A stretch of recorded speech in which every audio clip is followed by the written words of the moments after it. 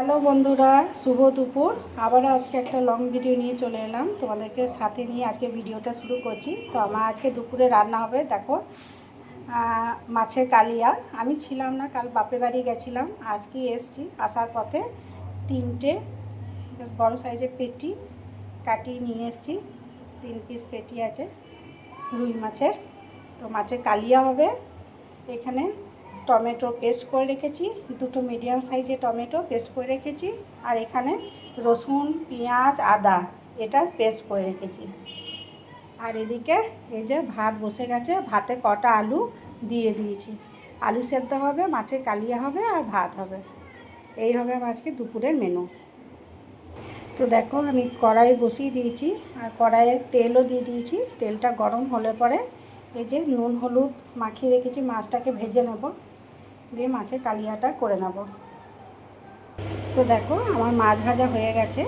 এবারে গরম তেলের উপরে গোটা গরম মশলা, এলাচ, লবঙ্গ, দারচিনি এইগুলো দিয়ে দেবো ওই তেলের উপরে। তো দেখো, গরম মশলার উপরে আমি এই পেঁয়াজ, রসুন, আদার পেস্টটা দিয়ে দিয়েছি। এগুলোকে ভালো করে একসাথে কষবো যতক্ষণ না উপরে তেল ছাড়ছে।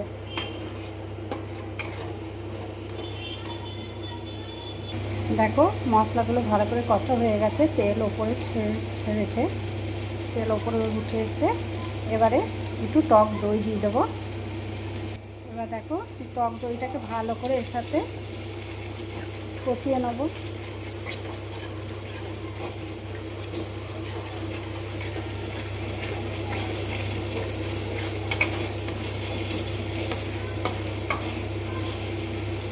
তো দেখো, টক দইটাও এর সাথে মশলার সাথে মিক্স হয়ে গেছে।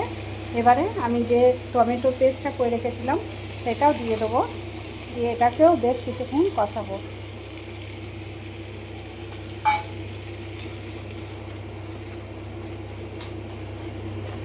টমেটো পেস্টটাকেও এই বাকি মশলাগুলোর সাথে ভালো করে কষিয়ে নেবো, যেন টমেটোর কাঁচা গন্ধটা চলে যায়। তো দেখো, মশলাগুলো আমার কষানো হয়ে গেছে ভালো করে। এবারে বাকি মশলাগুলো দিয়ে দেবো একে একে। তো দিয়ে দিলাম হলুদ,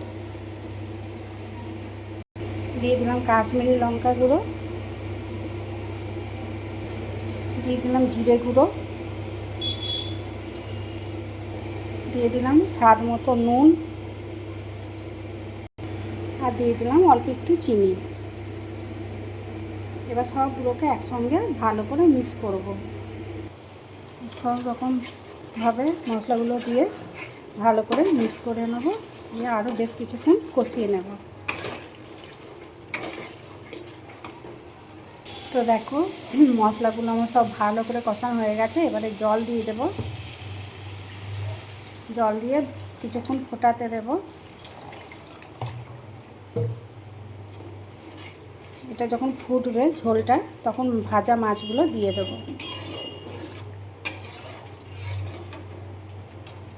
তো দেখো, আমার ওদিকে মাছের কালিয়া হয়ে গেছে, আর এদিকে আলু সেদ্ধ ফোড়ন দিতে দিয়েছি। শুকনো লঙ্কা আর গোটা জিরে সর্ষে তেল দিয়ে ফোড়ন দেব।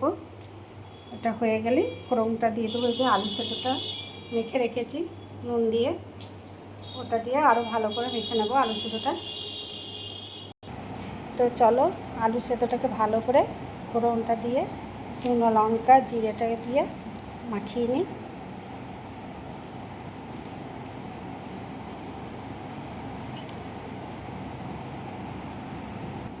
তো দেখো, এই যে আমার আলু সেদ্ধ মাখানো হয়ে গেছে।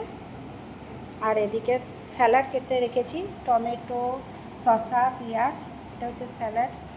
আর এরকম মাছের কালিয়া। তো চলো, ওদেরকে এবারে খেতে দিয়ে দেবো। তো আজকের মতো ভিডিওটা এখানেই শেষ করলাম। টাটা।